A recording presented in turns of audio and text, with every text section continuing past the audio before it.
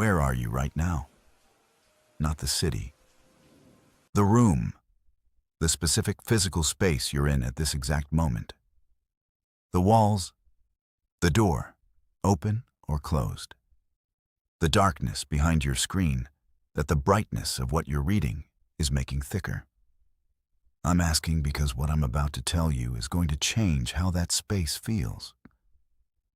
Not metaphorically. Actually. You're going to finish one of these stories, look up from the screen, and the room will feel different than it did when you started. And you'll tell yourself, that's just good storytelling. That's just your imagination. That's nothing. But here's what connects every person in every story tonight.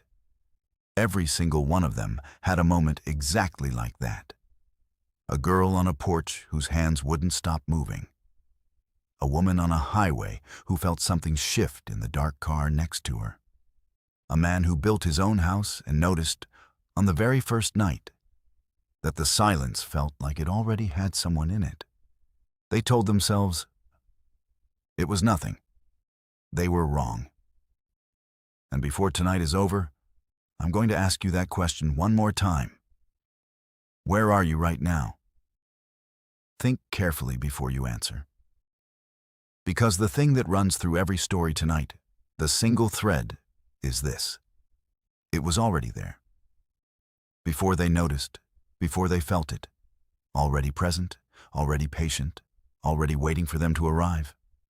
Now, let me tell you about a girl in a pink dress, and the boy she got in a car with, and what she felt on the drive home, and why she has never been able to explain it.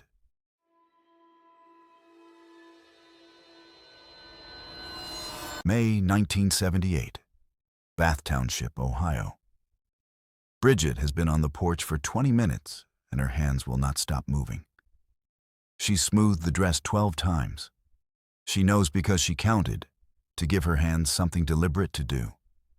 Because without that, they keep moving on their own, adjusting something that doesn't need adjusting, driven by a low, persistent unease she cannot locate or name. Nerves, she tells herself. Normal prom nerves. She is wrong. But she doesn't know that yet. Here is what everyone at school knows about Jeffrey. He cannot function around people in the normal ways. Not the endearing kind of can't function.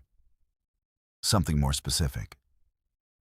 He looks at you, and something behind his eyes goes still.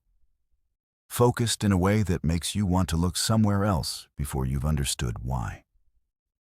Like your body has processed something your brain hasn't caught up to yet.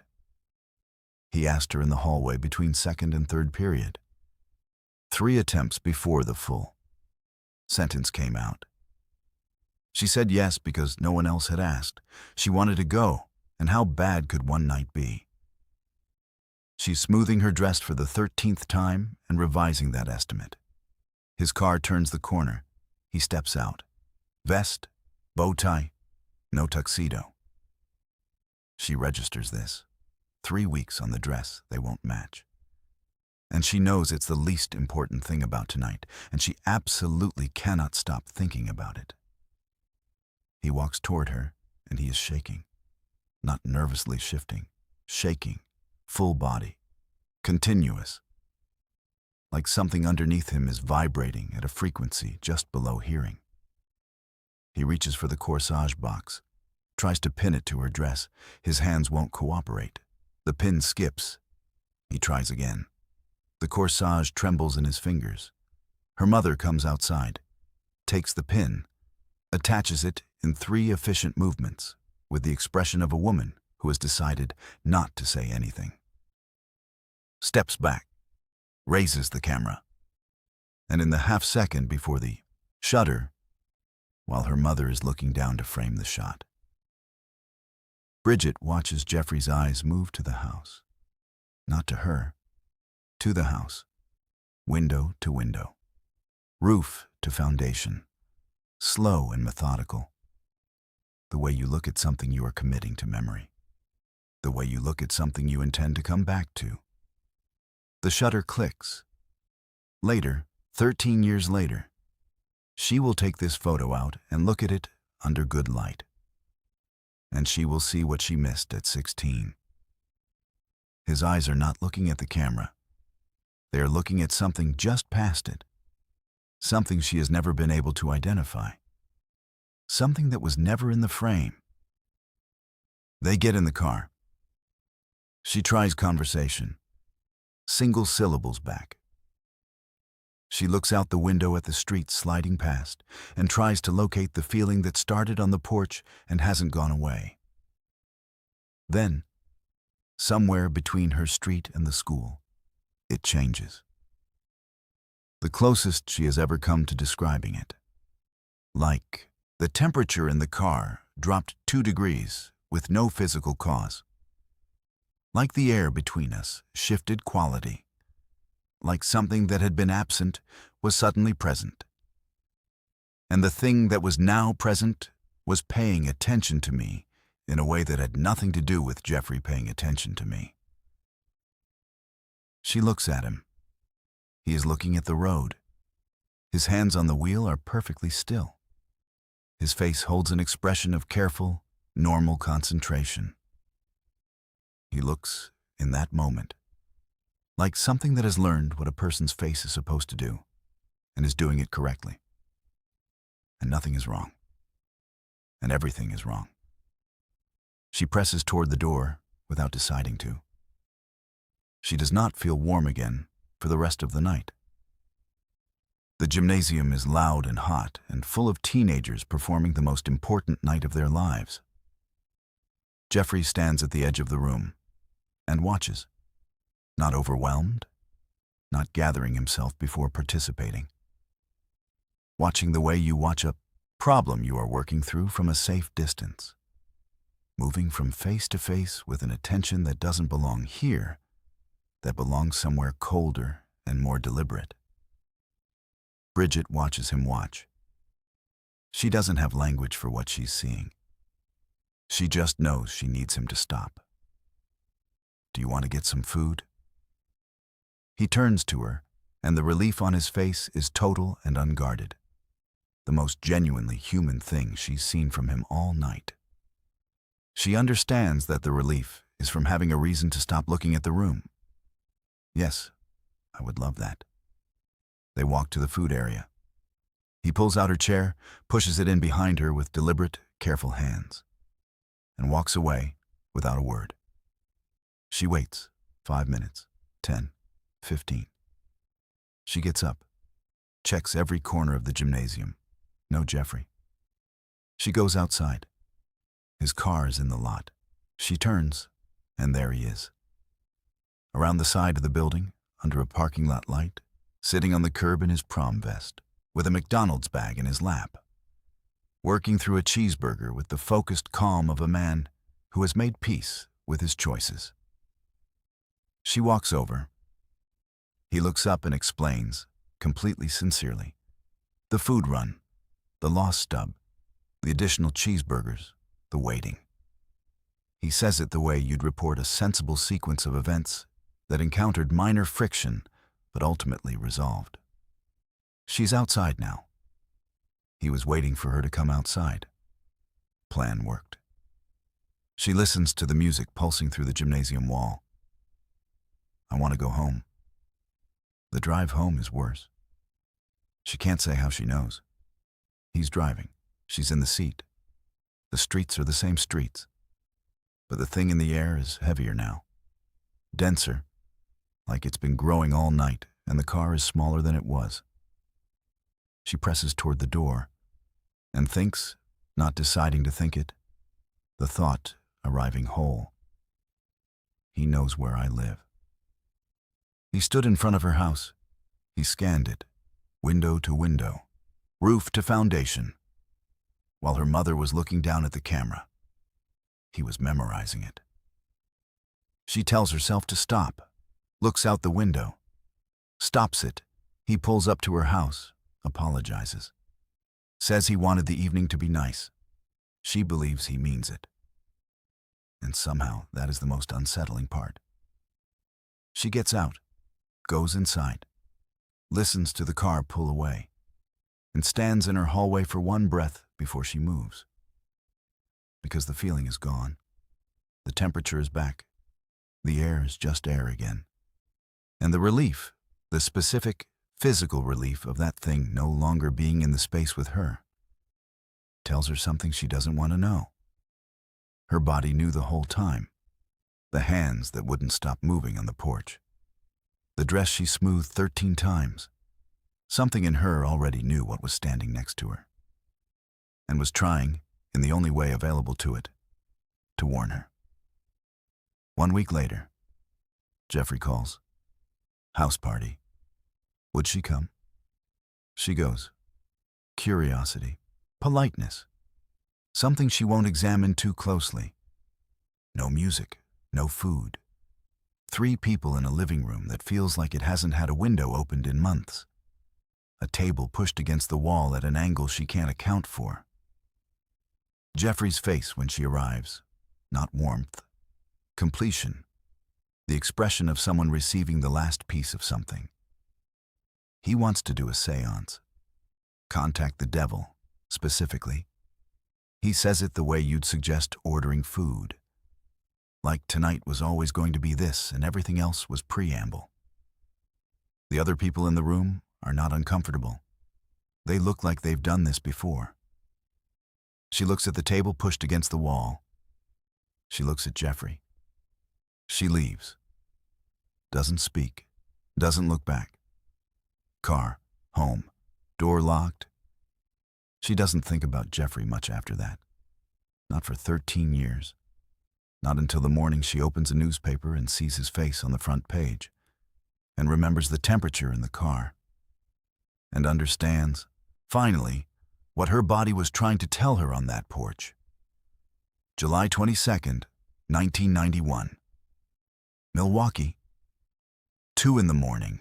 A man named Tracy Edwards is running down the street in handcuffs. One wrist locked, the other end swinging free. Running the way people run when the danger behind them is specific and close and has a face. Police find him. He can barely form words. A man, an apartment, a knife. He waited for the moment and moved and ran. They go to the address, 3rd floor. They knock. The door opens. A tall, calm man introduces himself as Jeffrey. Misunderstanding, he says. Tracy is my friend. They argued. Everything is fine. He smiles. The officers say later he was convincing. The measured normalness of him, the steadiness, almost made them accept it and leave. But one officer's eyes drift past his shoulder, into the apartment, on the coffee table. Photographs of dismembered human bodies, organized, arranged. They search the apartment. I need you to understand that what I'm about to describe is not fiction. These are the actual documented contents of an actual apartment in an actual building where actual people were living on both sides of the walls. The refrigerator door opens, and the cold air carries what is inside before the light shows it. 2 heads on the upper shelf, wrapped, stored with the deliberate care of something being preserved for a specific later use. On the shelf below, hands, also wrapped, also deliberate. The freezer, 3 more heads, frosted at the edges where the cold has had time to work. The bedroom, a 57-gallon industrial drum. Blue, chemical grade, the kind used for hazardous material storage.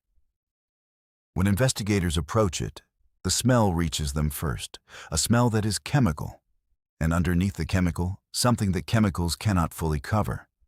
Something biological and wrong and sweet, in the specific way that decomposition is sweet when it has been going on long enough. Inside, 3 men. Or what 3 men were becoming. The acid had been working on them for different lengths of time. Some were further along than others. None were finished. On the shelves, photographs, dated, organized chronologically, a 13-year visual record of what happened in those rooms. What was done, what was kept, what was consumed. His neighbors had complained about the smell for months. He told them his freezer had malfunctioned. Bad meat. They believed him. They kept believing him. 17 victims, 13 years, starting 72 hours after that photograph. But here is the detail that doesn't make the documentaries. The detail that should have ended everything months earlier. 2 months before Tracy Edwards ran out of that apartment, another young man ran out. In handcuffs. Police found him on the street, tried to talk to him. But the connection between his thoughts and his words had been severed. He was responsive, but wrong. Wrong in a way none of them had encountered before, wrong in a way that didn't fit any category they had. While they were trying to understand what was in front of them, Jeffrey came running up the street, breathless, grateful. My boyfriend. We argued. He ran off. Thank God you found him. The officers looked at the young man, looked at Jeffrey, gave them a ride back to the apartment, watched them go inside, drove away. If any one of them had moved the young man's hair and looked at the back of his skull, they would have found the hole, drilled through the bone by Jeffrey Dahmer, through which he had been introducing acid directly into the living tissue of the brain, not to kill, to make him stay, to destroy the part of him that wanted to leave. The police handed him back, and the moment the cruiser turned the corner, Dahmer killed him. Bridget still has the photograph.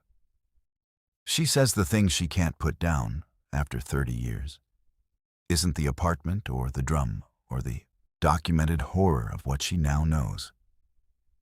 It's the temperature in the car, the thing in the air, the feeling she dismissed at 16.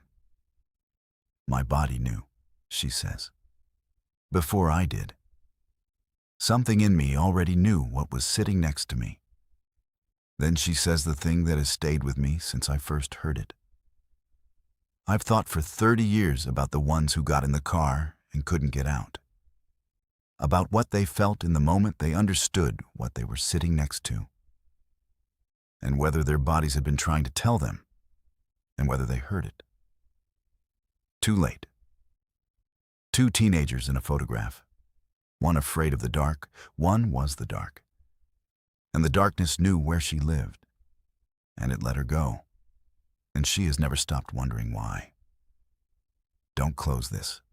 Subscribe right now. Hit the bell, like the video, drop a comment. When did you feel it? The exact moment your body knew before your brain did. Tell me. I read every single one. And stay, because story 2 is about a road in Florida and a shape that was 3 miles ahead of a car that was doing 55, and what had no face when the window came down. You need to hear this right now. Before this story, I need you to think about something. The last time you drove a road at night, a quiet one, headlights the only light, dark outside, the beams solid, trees close on both sides. You know that road. You've been on it. You know how the headlights make a tunnel and everything outside the tunnel simply doesn't exist. Now tell me, if you saw someone sitting on the shoulder, would you stop? Think about your answer. Hold it. Because Misty's mother stopped, and she has not been the same person since. January 2004, Live Oak, Florida. Not the Florida from postcards. The other one, dead center of the state, flat land, thick forest, dirt roads that go for miles without a light or a building or a sign that the world is still paying attention to this particular stretch of ground. Misty Tasker is 16, passenger seat of her mother's truck, coming home from Sunday evening church.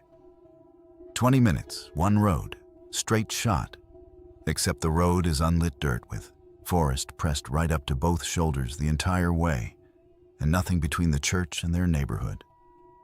But trees and dark and the specific silence of a place the world forgot. Misty's mother grips the wheel the way she always grips it at night. Both hands, body pitched forward, jaw set. Her eyesight is bad enough that she has arranged her entire life around not driving after dark. Every invitation, every event, every social obligation engineered around being home before the sun goes.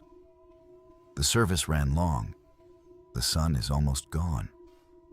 She is doing 55 on a 40-mile road because she needs to be home before the dark completes itself. And her hands are white on the wheel, and the headlights are cutting a tunnel through the trees.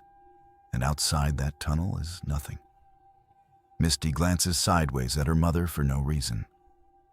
And looking past her, through the driver's window, at the shoulder where dirt meets trees, she sees a little girl, sitting on the shoulder, facing the forest. Small. Still. Alone on a road where there is nothing.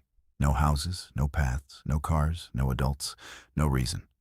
Sitting at the edge of the trees at dusk on a road nobody uses, and nobody comes down, and nobody should be on. Just sitting, facing the trees, perfectly still. Mom, I think I just saw a little girl. Her mother is locked on the road. Mom. Louder. We need to turn around. The hands tighten. A pause, then her mother stops the truck and turns around, half a mile back. Misty says here, and her mother slows. And they both see her. Right shoulder. Closer to Misty's age than she first thought. 13, maybe 14. Sitting with her back to the road, knees pulled to her chest, arms wrapped around her shins, rocking, slowly, evenly, back and forth,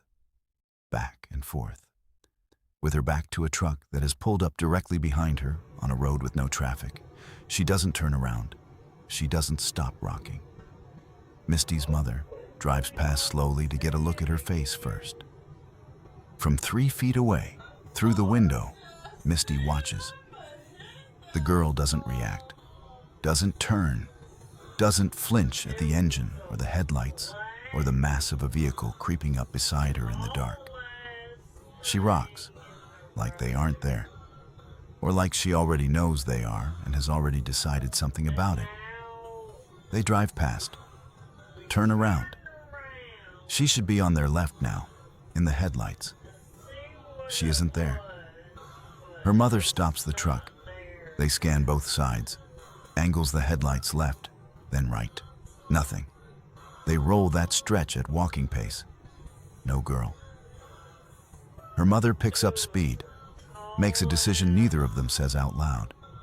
2 miles, 3, the 4-way intersection ahead. The one that means home is close. That means the road ends. That means they are almost through. The headlights reach the intersection, and on the far side, right shoulder. The girl, back to the road, knees to chest, rocking. Stop, 3 mile. At the speed they were driving, she is ahead of them. 3 miles ahead on a road they just drove, that she was not on, with nowhere to go. No vehicle, no path through the trees. Already there, already waiting, still rocking. Her mother stops at the sign. The engine idles. Headlights across the girl's back, her hair, her shoulders. The slow, continuous motion that has not changed. That seems like it has never changed. Like it has been going on longer than tonight. She doesn't acknowledge the truck. Maybe it's a different girl, her mother says. Her voice is thin. She doesn't believe it. That's the same girl, Misty says. And something opens in Misty's chest. Not fear. Below fear. Something physical and old and screaming one word over and over. Wrong, wrong, wrong, wrong. She grabs her mother's arm. We cannot stop. We cannot get near her. Please, Mom, please just drive, please. Her mother sits there. She's a woman who stops, who cannot drive past someone who might need help. 30 seconds, she says. We'll just ask if she's okay. The truck rolls forward, and Misty comes off the seat, down into the footwell, knees up, both hands over both ears, eyes shut. She's crying out loud, saying please in a voice that doesn't sound like hers. Please, please, please just go. Please don't stop, please. The truck stops. Silence, except for Misty. Her mother reaches across, grabs the window crank above Misty's head, rolls it down. Night air comes in, pine, dirt, and something underneath those smells that has no name. Something old and cold and faintly sweet in the way that things that should not be sweet are sometimes sweet, something that does not belong to pine or dirt or night or any living thing Misty has encountered before or since. Her mother calls out to the girl. Misty opens her eyes. She looks up. Her mother is leaning across the seat, silhouetted against the open window and the dark beyond it. And Misty watches her mother's face. Watches it stop being her mother's face. Not slowly. Instantly. A switch. Everything that made it her mother's face, every expression, every familiar line, every quality that said this is her, emptied. Replaced by something Misty has no word for and still doesn't, 20 years later, something that lives in the part of human expression that exists beyond the furthest reach of what a person should ever have to feel. Her mother made a sound, not a scream, the thing before a scream. When the scream hasn't reached the throat, when the body is still catching up to what the eyes just sent it. The truck launched forward, dirt spraying, fishtail, then road, and her mother was driving like she had never driven. Foot buried, hands locked, eyes straight ahead, not looking back. Misty came up off the floor. Mom, what did you see? One hand over her mother's mouth, shaking so hard the wheel moved with her. Crying, Mom. Her mother looked at her and spoke in the flat, careful voice of someone handling something that might shatter. She didn't have a face. When she turned and looked at me, it was hollow. There was nothing there. Just hollow. Where the face should have been. 4 minutes home. Her mother called 911 from the kitchen floor. Police searched the entire stretch, both directions, both tree lines, additional units, full search. No sign of anyone, no footprints, no tire tracks except their own, nothing. But here is the thing I cannot stop thinking about. Here is the detail that lives in me permanently since I first heard this story. The shape on the shoulder appeared going one direction. They drove past it. They turned around. It was gone. They drove 3 miles in the opposite direction. It was already there. Which means it didn't travel 3 miles. Which means it was never on the road. Which means the road. The straight, 20-minute road they'd driven 100 times. The road that was supposed to be nothing. The road that was supposed to be safe. Was never just a road. And if it was never just a road, then every road you've driven at night, every tunnel your headlights cut through the dark, every shoulder you passed without looking at closely enough, tell me, how certain are you about what was sitting there, with its back to the road, waiting for you to stop? Stay with me. Don't you dare leave. Story 3 starts right now. A first date, a perfect match, and a road into the trees with someone already in position before he ever said yes. Subscribe right now, like the video, drop a comment. Would you have stopped for the girl? Your answer matters more than you think. Story 3. Now, think about someone you know who uses dating apps. Think about the moment they said yes to meeting someone, the moment they got in the car. Now think about this. What if someone else already knew they were coming? What if that someone was already moving into position? What if the yes, the moment they said yes, wasn't the beginning of the plan? What if it was the end of it? 2018, Colorado. Derek is 21. He moved to this city for a girl who ended it 4 months after he arrived. 3 months into his first posting as a patrol officer, going through the motions of a life that doesn't feel like his yet. His best friend makes the Tinder argument. Derek makes the profile. 3 days later, he matches with Leah. She is, his words, every time, way out of his league. Sharp, warm, genuinely easy. Long calls that end at 2 in the morning. 2 weeks of that, and they decide to meet. She's over an hour away, back and forth about where, and Leah says, "Just come to my town. There's this park I run in. They have a field on a hill where you can lay in the grass and look up through the trees at the stars. First date stargazing. I think that's perfect." He thinks that sounds perfect. He does not know that whatever is at the end of that road has never been a park.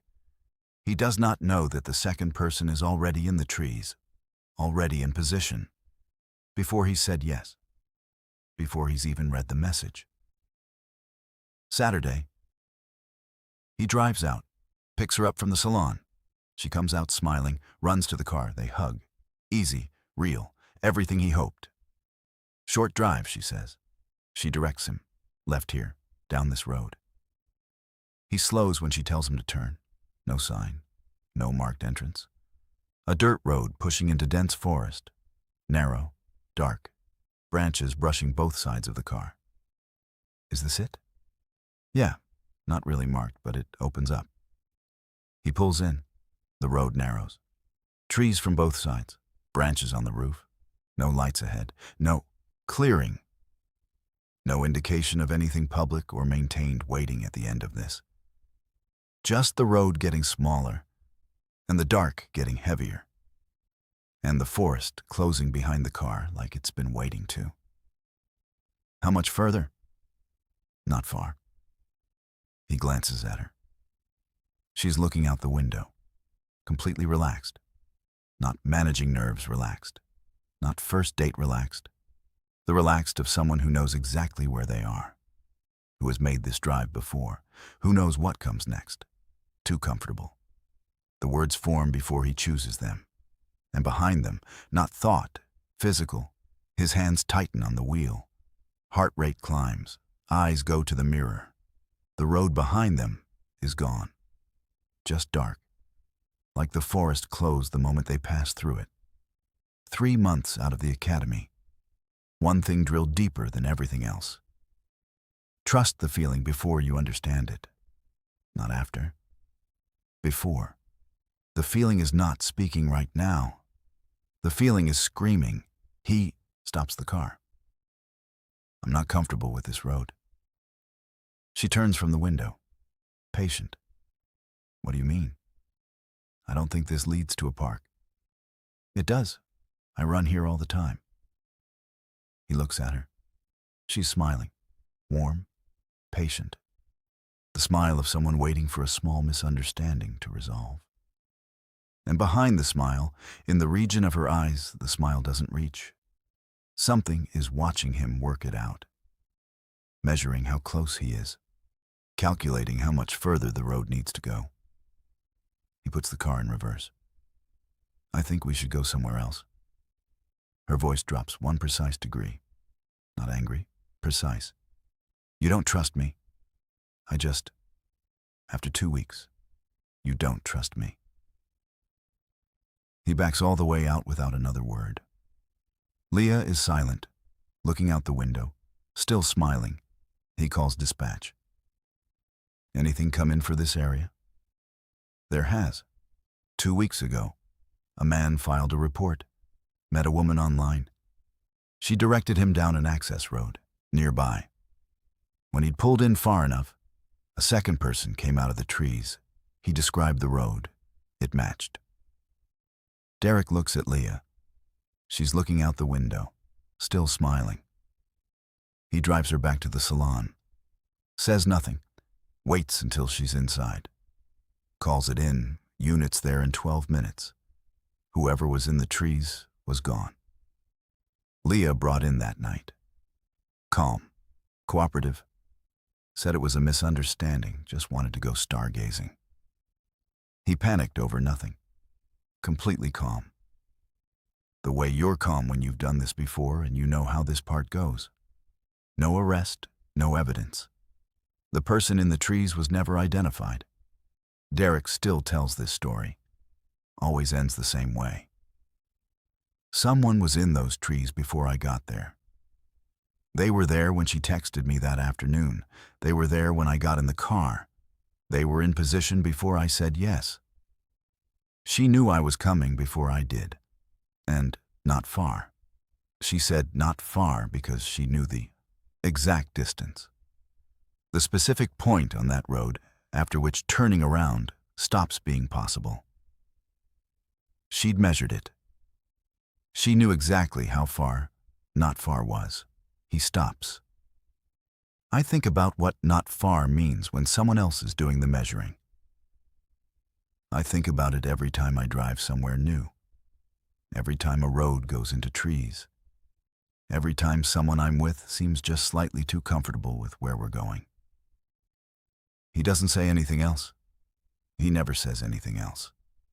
Now, wherever you are reading this, think about every road you've ever turned down that you didn't know.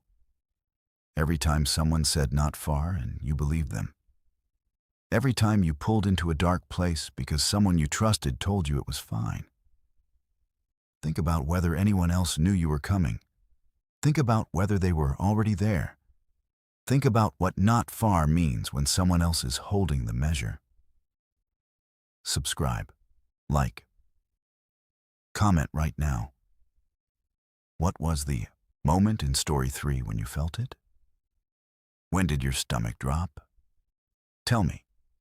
And stay, because story 4 is about an apartment and a number that appears on a phone screen at the same time every night, and a kitchen drawer.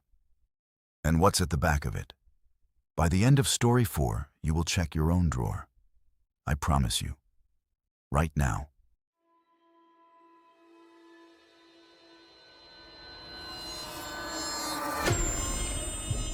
Think about the place you're in right now.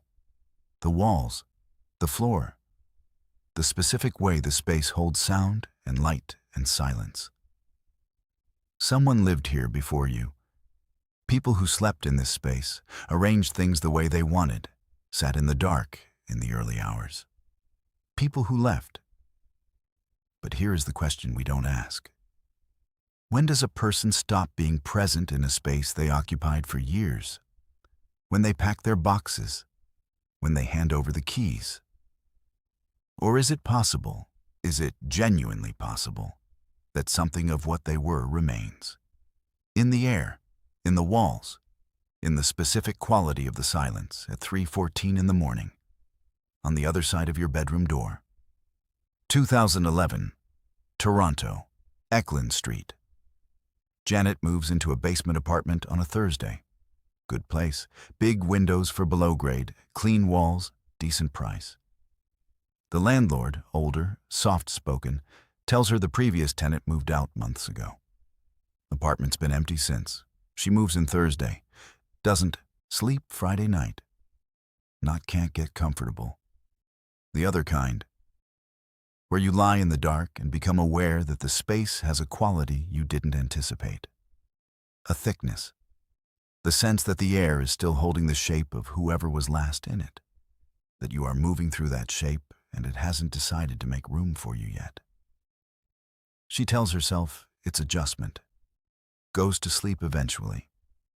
Wakes up at 3:14 in the morning. Her hand found the phone before she was conscious.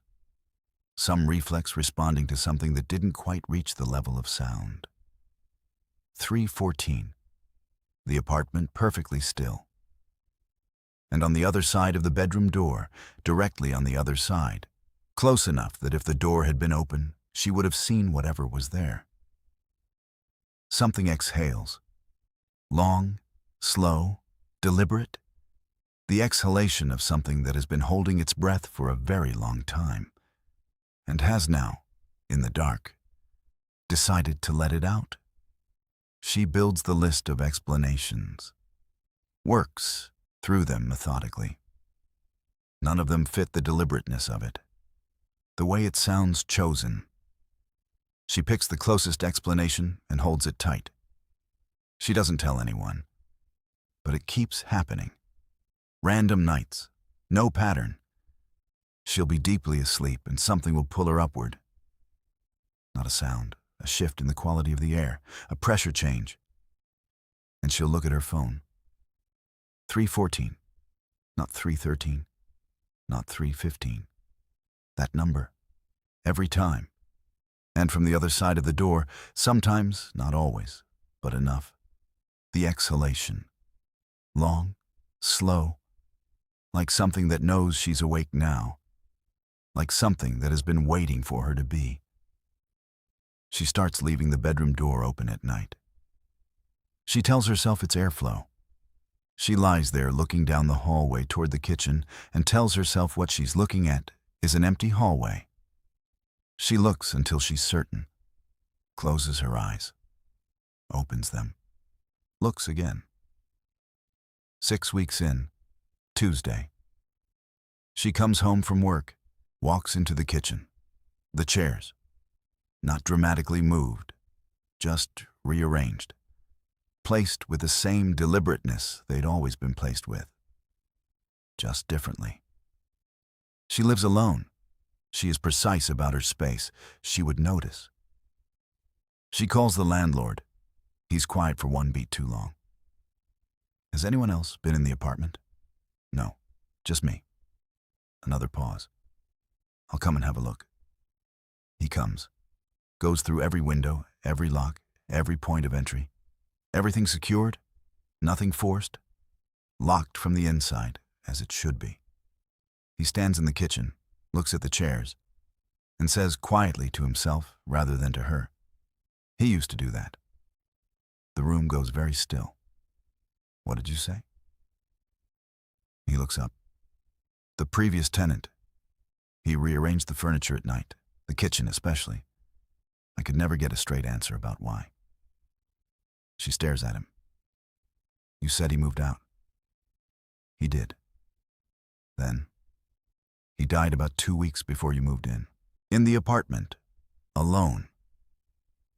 He hadn't mentioned it because he was afraid she wouldn't rent it. She was out within the week, left most of the furniture, had been sleeping somewhere else for 3 nights already, going back only during daylight to pack. She said what frightened her most wasn't the chairs, not 3:14, not the exhalation on the other side of the door. It was what she found on the last day. Clearing the kitchen, the junk drawer, the long one under the counter that fills up over years with the sediment of a life. Batteries, menus, rubber bands, pens that stopped working, things that accumulate when someone lives somewhere long enough to stop seeing them. She pulled it all the way open, reached to the back. Her fingers found something that wasn't a battery or a menu. A photograph, home printed. She pulled it out. A man she had never seen, sitting at her kitchen table. Her kitchen, her table, her chairs arranged in the exact configuration she kept finding them in. The configuration she hadn't left them in. The configuration she found every time she moved them back. His configuration. She turned it over. Date stamp on the back. 3 years before she signed the lease. 3 years before she'd ever heard of this address. This dead man had been arranging this kitchen exactly the way he wanted it for at least 3 years before she arrived. And he was still arranging it. After she arrived. After he died. She put the photograph back in the drawer, pushed it to the very back, picked up her last box, walked out, did not look at the kitchen. Now, I need you to actually do something, not metaphorically. Think about your kitchen right now. Think about where your chairs are. Is that where you put them? Or is that just where they are? Do you know the difference? And your junk drawer. When did you last pull it all the way open? When did you last reach to the very back? Do you know everything that's in there? Do you know everything that was in there before you arrived? Don't stop now. This is the one. Story 5 is what changes everything. Not just tonight, but after. It's the one that reframes every story you've heard so far. Subscribe, like, drop a comment. What number does your phone show when you wake up at night? Tell me. I need to know. Story 5. Right now, this is the one. This is the story that changed me. Not because it's the most viscerally frightening, though it is. Because of what it implies. About all of them. About Bridget on the porch with her hands that wouldn't stop moving. About the shape on the shoulder of a Florida road rocking in the dark. About the second person already in the trees. About the man in the photograph arranging a kitchen 3 years before the woman who found it ever arrived. About the thing that was already there. About what already there really means. About whether it was ever in the house, or the road, or the trees, or whether it was always somewhere else entirely. Stay with me. March 2019. Rural Wyoming, Paul built his house himself.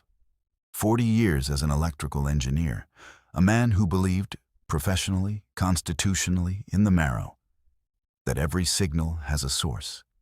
Every anomaly has an explanation, and the explanation is always physical. He built the house at the end of a gravel road in the foothills, drew the plans, poured the foundation, built it for the silence he'd been earning his entire career. 8 months into retirement, the silence felt occupied. He couldn't locate it, couldn't measure it.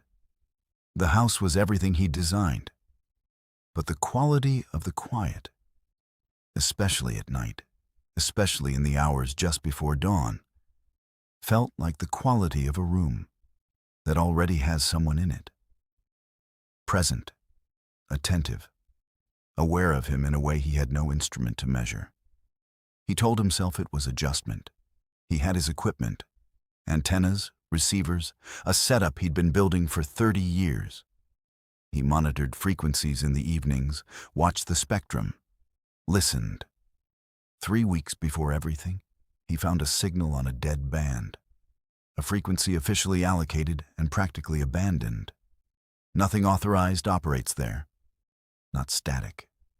A voice, he recorded it, filtered it, cleaned it with 40 years of expertise, put on his headphones, and heard his name. His name.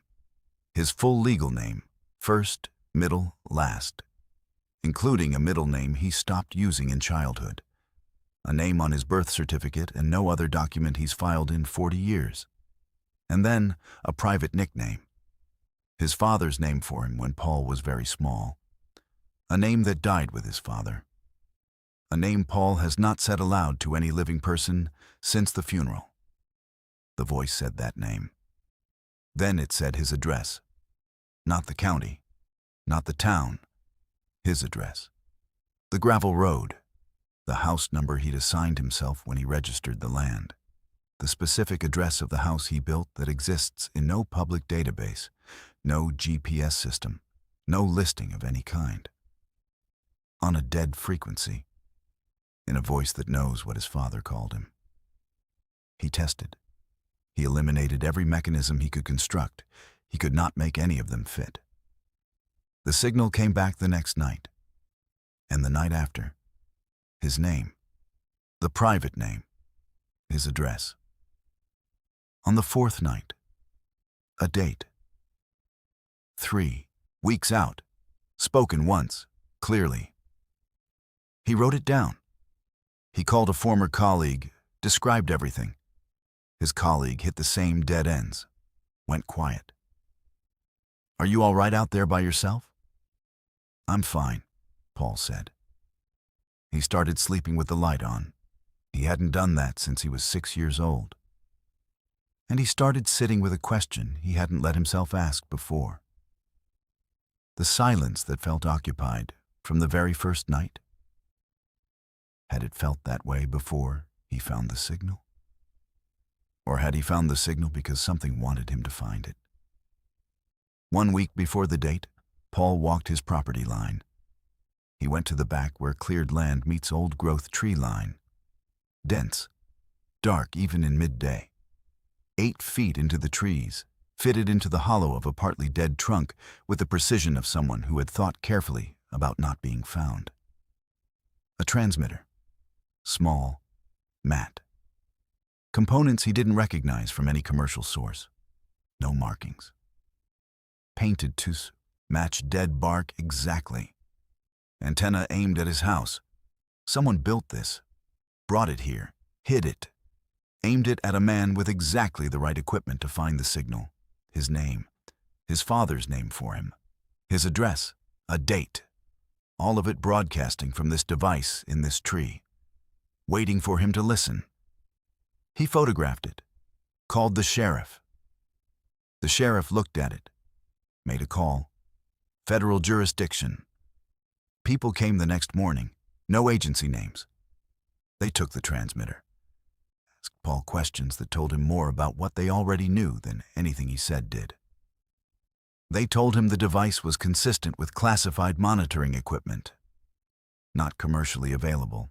They'd be in touch. They were never in touch. Paul sold the property, moved to a city, neighbors everywhere, noise through the walls. He still monitors frequencies. Nothing unusual. But he lives with a question he cannot put down. One that wakes him up. One he has carried every day for 5 years. How did they get his father's name for him? Not his address. Not his legal name. His father's private name for him. A name that lived only in his father's voice and Paul's memory. A name that has no physical location. No record, no document, no database. A name that was only ever inside him. How do you get something that was only ever inside a person? He doesn't know. He has thought about it every day. He has not found an answer. But here is what he said to the only person he's ever told the full story to. At the end, quietly, looking out the window at the city he moved to for the noise and the neighbors and the proof of other people. The signal was broadcasting before I found it, which means whatever placed that device in my trees knew I was coming to that property before I arrived. It was already there, already waiting for me to be quiet enough to hear it. And the silence, the occupied silence from the very first night, I don't think that was the device. I think the device was how it chose to speak. The silence was how it was listening. And I moved, changed locations. But the silence is here too. Same quality, same presence, same sense of something already in the room. I don't think it was ever in the house. I don't think it was ever in the trees. I think it's in me. Has been in me. Since before I built that house. Since before I retired. Since before I was old enough to understand what silence is. And the reason I could hear the signal, the reason it was on a frequency I would know how to find, is because it was never broadcasting to anyone else. It was always only broadcasting to me. And the question I can't answer, he looked back from the window, is whether I'm the only one. Or whether everyone has a signal. On a frequency only they could find. Waiting for the moment they get quiet enough. Waiting for the moment they stop moving and stop making noise and stop filling the silence with everything they use to fill the silence. And finally, listen. 5 stories. A photograph taken 72 hours before the first murder. A shape on a highway that was 3 miles ahead of a moving car, with no face where a face should have been. A road into trees with someone already in position before the yes was given. A dead man still arranging his kitchen from the other side of something.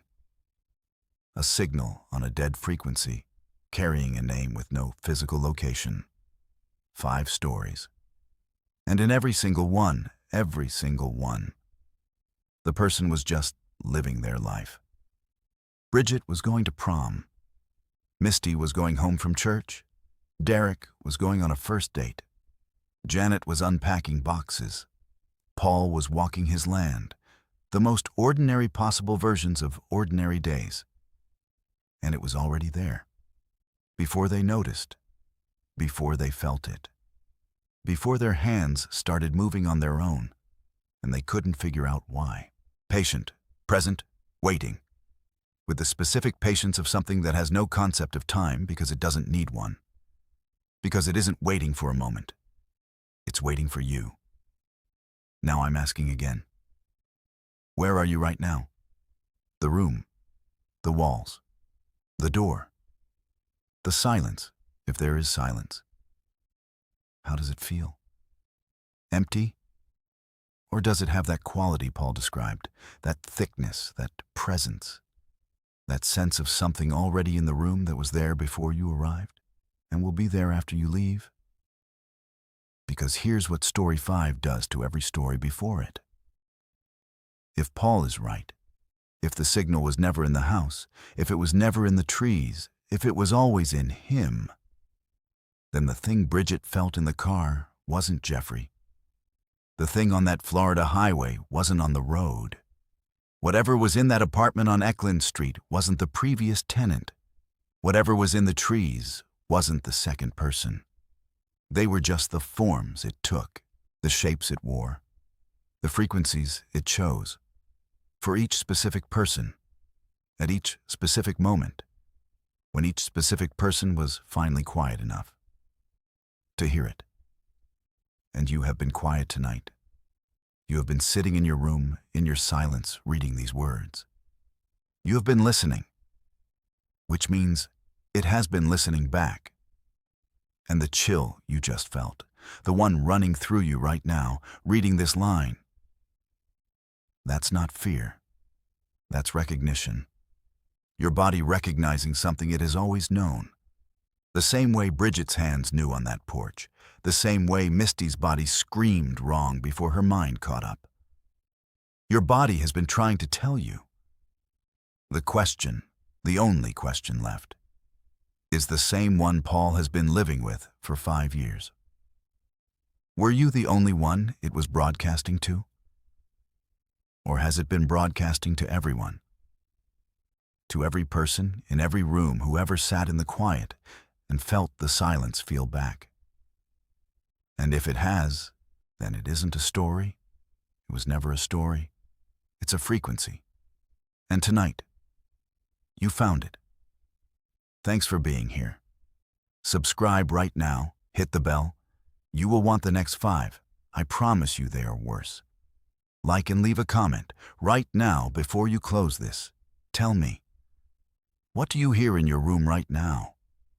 Tell me what your body is doing while you read this line, because I am reading every single comment, every single one, in the dark, just like you.